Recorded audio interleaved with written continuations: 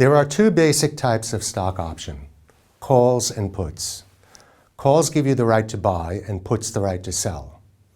A 3-month call on ABC stock at $10 gives me the right to buy ABC at $10 anytime during the next 3 months, even if the stock has risen to $12.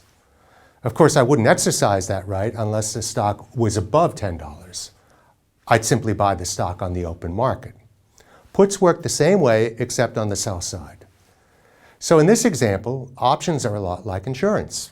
You have all of the upside if the stock rises above $10, but none of the downside below. Why would anyone give you that right? The answer is you pay them. Just like insurance, the price you pay is called a premium. The price at which the option can be exercised is called the strike price. Well, exactly how much do you have to pay? This is a problem which mathematical models can answer quite precisely.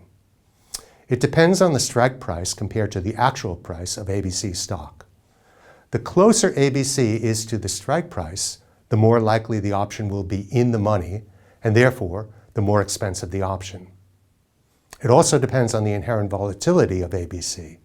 If it's a risky stock and more prone to big moves either up or down, the greater is the upside potential, and therefore the more expensive the option will be. Remember, we don't care about the downside potential because we're talking about options, just the upside. The premium also depends on the risk-free rate. By combining puts and calls of different terms and strike prices, we can implement virtually any custom strategy we desire. You'll sometimes hear terms like straddles, strangles, and spreads, which refer to common compound option strategies. You probably don't need to know what these are. The important thing is to realize the potential for options to fine-tune portfolio strategies. For example, suppose I own ABC stock and I'm willing to tolerate losses of up to 5%, but not beyond that, while still fully participating in the upside if the stock goes up. Using options, I could do that. We've already talked about a primary way that options are used, which is as insurance. But what are some of the other ways? Up to now, we've looked at things from the point of view of the person buying the option, but what about the seller? Many investors sell options as a way of enhancing returns.